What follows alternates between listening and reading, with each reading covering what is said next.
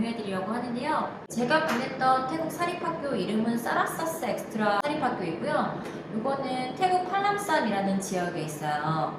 근데 이쪽에는 처음에는 태국 사립학교나 태국 공립학교는 불교 영향이 많을 것 같아서 사실 고려를 안 했었는데요. 여기 같은 경우에는 이제 선교사님들에 의해 설립된 카톨릭계 학교이고요. 태국어랑 영어, 이중국어로 이제 교육을 하게 됩니다. 현재 사라사스 엑스트라 사립학교는 2020년에 3,000명 정도 아이들이 다니고 있었고요. 태국 유치원에서 이제 뭐 초등학교 6학년까지는 태국어랑 영어로 완전히 이중 언어 프로그램이에요. 그래서 저희 아이가 다녔을 때는 3살 때 다녔었거든요. 근데 그때는 태국어 비중이 좀 더 높았어요. 태국어 한 70%, 영어 30% 이랬는데 그 다음에는 이제 태국어 50%, 영어 50%, 그리고 그 다음 해 이제 5살, 6살쯤 됐을 때는 영어가 70%, 태국어가 30%더라고요. 학교 시설요? 학교 시설은 글쎄 이거는 좀 보시면 많이 실망해요. 그냥 진짜로 제가 어렸을 때 다녔던 초등학교랑 비슷하거나 아마 그것보다 좀 못했던 것 같아요. 그래서 저는 아무래도 국제학교를 많이 보다 보니까 조금 더 눈이 높아졌을 수도 있지만 객관적으로 학교 시설은 이렇게 좋은 편은 아니세요. 기대는 많이 안 하시는 게 좋아요. 복장은 학교 유니폼이 있어요. 그래서 유니폼 이제 입으시면 되고요. 유니폼 같은 경우에 이제 남방의 여학생 같은 경우에는 이제 원피스로 된 거 있거든요. 나름 이제 우리나라 영국식 교복이랑 비슷한 느낌이에요. 그리고 이제 어린이들 같은 경우에는 머리를 묶잖아요. 여자애들 같은 경우에는. 근데 여자애들 묶을 때 그 리본핀이 있어요. 꼭 그 리본핀을 해야 되거든요.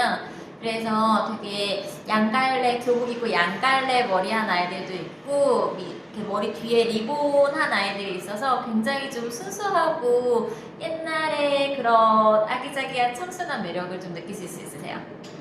학급당 학생 수는 저희 딸이 그때 만 3살 때 사라사스 엑스트라 학교를 다녔는데 그때 이제 학년이 KG1이었고요. 한 반에 약 30명 정도 있었어요. 그래서 한 반마다 영어 담임 선생님이 있었고 그리고 태국어 담임 선생님이 있었고요. 그리고 이제 보조 선생님이 있으셨어요.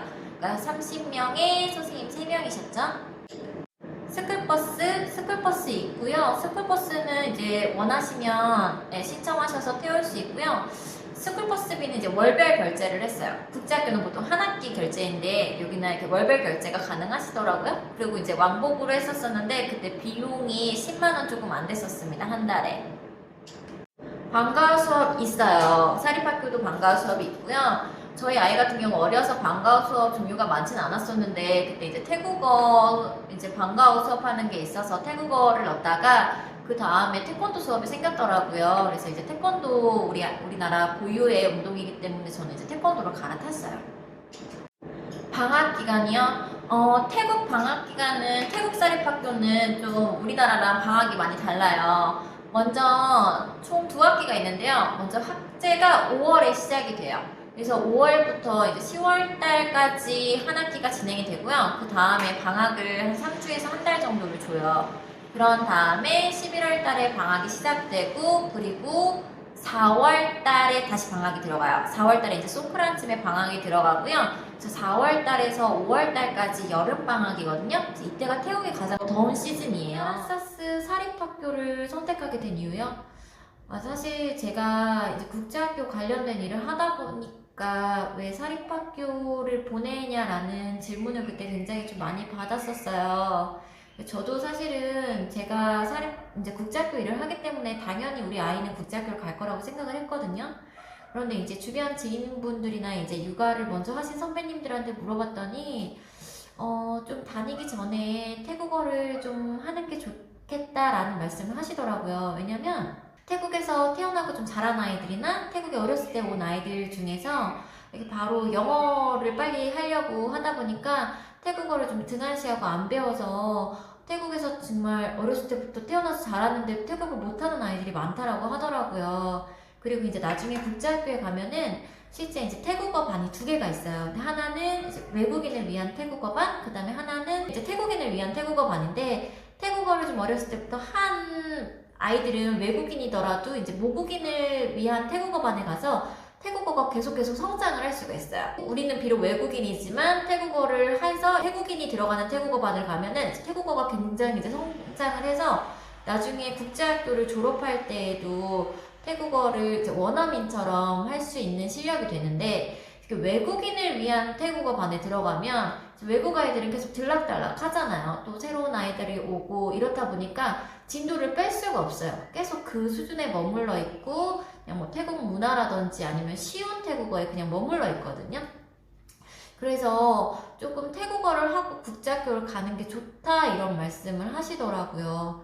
근데 듣고 보니까 이게 맞는 말이더라고요. 태국에서 태어났고 자랐는데 태국어를 못하는 건 좀 너무 아깝다 라는 생각이 들었고, 실제 이제 저희 신랑이 주재원이라서 현지 한국인들을 채용하는 걸 보니까 물론 영어를 잘하는 것도 중요하지만 태국어를 원어민처럼 하는 한국인들을 많이 선호하더라고요. 그래서 태국어가 생각보다 중요해서 먼저 태국 사립학교를 선택하게 되었습니다.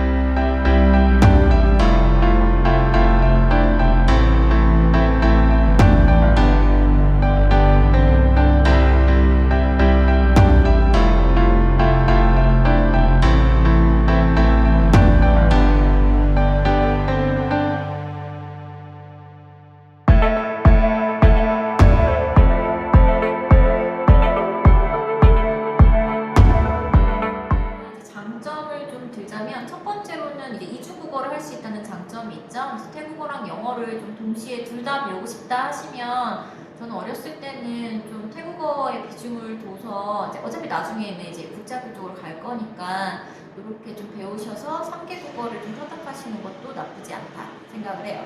그다음 두 번째로는 이제 체계적인 수업인데요. 아무래도 이제 역사가 오래되다 보니까 시스템이 좀 굉장히 안정적이라는 느낌을 좀 받았어요. 그래서 학교 다니는 동안에 뭐 학교 행사나 뭐 인터내셔널 데이도 있었거든요. 그래서 코리안 부스도 있고 뭐 다른 나라 부스도 있어서 뭐 좀 잘 진행이 됐던 것 같고, 그리고 이제 여름 캠프 이런 것들이 모두 좀 안정적으로 운영이 되었었던 것들이 있습니다.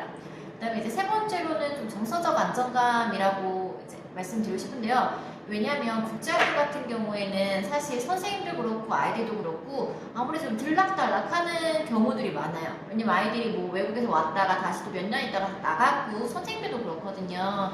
근데 이제 태국 사립학교 같은 경우에는 사실 그 아이들이 대부분 좀 입학한 다음에 쭉 같이 올라가다 보니까 정서적으로 좀 안정감을 느낄 수 있을 것 같더라고요. 연간 학비는요, 사라사스는 1년 학비가 이제 스쿨버스 비용이나 방과 포함해서 대략 한국 돈으로 500만원 정도 들었던 것 같아요. 네, 국제학교랑 비교하면 이제 객관적으로 좀 저렴한 편이긴 한데 학급 선생님당 학급수로 따지면 비슷한 것 같아요. 가정통신문이 여기도 매주 오거든요. 그래서 엄마와 이제 연락하고 계속 우리 아이의 이제 학업 상황을 팔로우하실 수가 있으세요. 그래서 매주 금요일날 알림장에 이렇게 해서 프린트해서 이번 주에 뭐 배웠는지 오고요. 그리고 이제 선생님이 그 밑에 코멘트 같은 거 적어주시고, 어머님도 만약에 할 얘기 있으면 그 밑에 적으시면 돼요. 이게 아마 태국 아이들한테는 태국어로 갈 것 같은데, 저희는 이제 외국인이다 보니까 영어로 해서 적어주시고 코멘트도 영어 선생님이 이렇게 달아주시더라고요. 근데 아이가 어떤 거를 이번에 배웠는지, 만약 알파벳을 배웠으면 이번 주에는 뭐 A랑 B를 배웠다. 그리고 뭐 애플이라든지 뭐 A로 시작하는 뭐 ant 이런 것들을 배웠으니 집에서 복습시켜주세요. 네, 알려주셨어요. 영어 선생님은 현지 외국인 선생님이 계시긴 계셨는데 다 외국인 원어민 선생님은 아니셨어요. 저희 아이를 좀 예를 들면, 저희 KG1 때 처음에는 이제 태국인 영어 선생님이셨어요. 그러니까 태국인인데 영어를 좀 잘하시는 선생님이셨고, KG2 올라갔을 때는 이제 아프리카계 영어 선생님이 맡아주시더라고요. 학년이 좀 올라갈수록 점점 좀 원어민을 좀 배치하는 것 같고요. 그다음 뭐 필리핀계 선생님도 좀 많으셨어요. 적응을 잘했는지, 네, 아마 이 부분에 대해서 어머님들이 좀 많이 이제 생각을 하실 거예요. 과연 우리 아이가 태국 사립학교를 가면 적응을 잘 할 수 있는지. 저희 아이 같은 경우에는 태국에서 태어났고 이제 아이를 돌봐주시는 이모님이 태국인이었기 때문에 사실 태국어를 잘 했어요. 그래서 태국 학교를 갔을 때 큰 이질감이라든지 어려운 문제는 없었고요. 그리고 학교 끝나면 매일 숙제가 있거든요. 생각보다 숙제가 많아요. 거의 뭐 일주일에 한 3번 정도는 이제 받아쓰기라든지, 그 그다음에 이제 알파벳을 배웠기 때문에 A를 계속 뭐 여기 한 바닥을 써와라, 아니면 이거를 체크해와라, 이런 것들이 있었었는데, 이제 뭐 태국어 수업 같은 영어 수업은 제가 도와주면 되고, 태국어 수업은 저희 이모님이 같이 도와주셔서 어려움 없이 진행을 했고요. 그리고 선생님 이제 온라인 수업을 하면서 저도 이제 가끔 볼 때 계기가 있잖아요. 그래서 온라인 수업하는 거 보니까 선생님이 되게 막 칭찬을 많이 하더라고요. 뭐 조그맣게 그 짱, 슈퍼 이러면서 아이들한테 되게 격려를 많이 해주시고, 또 잘하면은 이렇게 스티커를 받아와요. 그래서 엄마 나 오늘 스티커 2개 받았다 이러면서 되게 좋아해요. 네, 역시 교육에는 칭찬이 최고인 것 같습니다. 국제학교가 좋다, 사립학교가 좋다, 이거는 사실 저는 부모가 제공해주는 환경도 중요하지만 공부는 본인에게 달렸잖아요. 그래서 국제학교를 보내야 되는지 혹은 국공립이나 사립을 보내야 되는지 뭐 어디가 좋다 나쁘다는 없는 것 같고, 본인의 환경이나 상황에 맞춰서 판단하는 게 맞는 것 같습니다.